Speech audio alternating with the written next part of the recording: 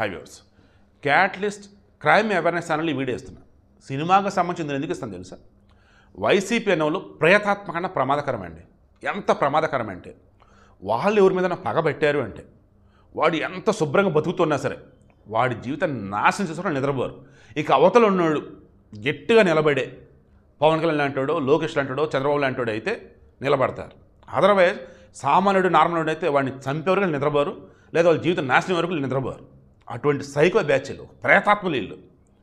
OG cinema north అమెరికాలో, that means Canada, America దేశాలలో release కావాలి. అమెరికాలో డిస్ట్రిబ్యూషన్ ఒకళ్ళు తీసుకున్నారు, కెనడాలో వచ్చేసి ఒకళ్ళు తీసుకున్నారు. ఇలా మన దగ్గర Asian cinemas, INOX, Prasad, Asian cinemas like ఇలా ఉంటాయి కదా, అలా యోర్క్ అని చెప్పేసి ఒక సినిమా థియేటర్ చైన్ లాంటిది డిస్ట్రిబ్యూషన్ ఒక అతను తీసుకున్నాడు. ఓజీ సినిమా టికెట్లను కూడా ఆల్రెడీ అమ్మేశారు. తీరా అమ్మిన తర్వాత అకస్మాత్తుగా యోర్క్ సినిమాలో ఒక రిలీజ్ పబ్లిక్ దాన్ని ఏమంటారు, పబ్లిక్ రిలీజ్ చేస్తున్నారు ఒక చిన్నది. ఏంటది? ఈ ఓజీ సినిమా మా సినిమా థియేటర్లో కనుక వేస్తే గొడవలు జరగవచ్చని తెలుస్తుంది. గతం జరిగిన ఇన్సిడెంట్లు మొత్తం పరిశీలిస్తే ఈ సినిమా ప్రదర్శించడం వల్ల మంచి జరగపో చెడు జరుగుతుంది, మాకు వద్దు, మేము చింతిస్తున్నాం, షోలు రద్దు చేస్తున్నాం, డబ్బులు రిటర్న్ ఇచ్చేస్తున్నాం అన్నారు. ఇదేంట్రా బాబు అంటే అక్కడట గొడవలు జరుగుతాడు, అక్కడట కొట్లాటలు జరుగుతాడు, అక్కడట అసాంఘిక కార్యకలాపాలు జరుగుతాడు. ఓజీ సినిమా అండి, పవన్ కళ్యాణ్ సినిమా అండి, దానికి కెనడా దగ్గర వచ్చి సీరియస్ ఉండటం ఏంటండి? నమ్మేటట్టు ఉందా? నమ్మించారు. వరల్డ్ బ్యాంక్ని అమరావతికి నిధులు ఇవ్వద్దని చెప్పేసి మెయిల్స్ పెట్టారు. అంత సైకో గాలి వైసీపీ గారు. వైజాగ్లో పెట్టుబడులు పెట్టొద్దని చెప్పేసి సాఫ్ట్వేర్ కంపెనీలకి మెయిల్ పెట్టారు, ట్విట్లు చేశారు, హడావుడి చేశారు ఈ సైకో గాలు వైసీపీ వాళ్ళు.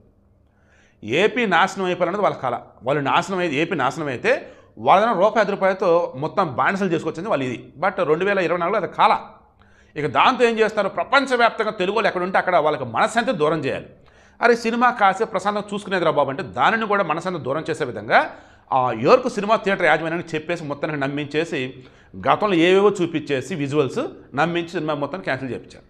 ఇక ఆ డిస్ట్రిబ్యూటర్ని అడిగితే లేదు మేము ఏదో ఒక థియేటర్లో అయితే ఖచ్చితంగా షో చేస్తామని చెప్పేసి ఆయన అన్నాడు.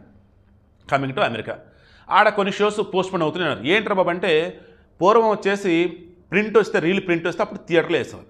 ఇప్పుడు డిజిటల్ ప్రింటే, పార్ట్ 1 పార్ట్ 2 అన్నట్టుగా వస్తాయట. అది చూసుకొని వాళ్ళు టికెట్లు ఇవ్వడం జరగాలి, ఆల్రెడీ ఇచ్చేశారు కాబట్టి షో టైం అవుతుంది ఇంకా రాలేదు ప్రింట్లు అని చెప్పేసి అంటున్నారు. దట్ మీన్స్ డిజిటల్ ప్రింట్ అది వచ్చేది ఇబ్బంది లేదు అంటున్నారు. సో అమెరికాలో షో పడుతుంది, కెనడాలో కూడా షో పడింది, బట్ వేరే థియేటర్ని అంటున్నారు. సో అంతిమంగా నేను చెప్పేది ఏంటంటే ఏపీలో అధికారంలో ఉన్నన్ని రోజులు పవన్ కళ్యాణ్ సినిమాల మీద పడ్డారు, పవన్ కళ్యాణ్ మీద పడ్డారు, టికెట్ రేట్లు తగ్గించారు, నాశనం చేసి పెట్టేశారు. తట్టుకున్నాడు, నిలబడ్డాడు.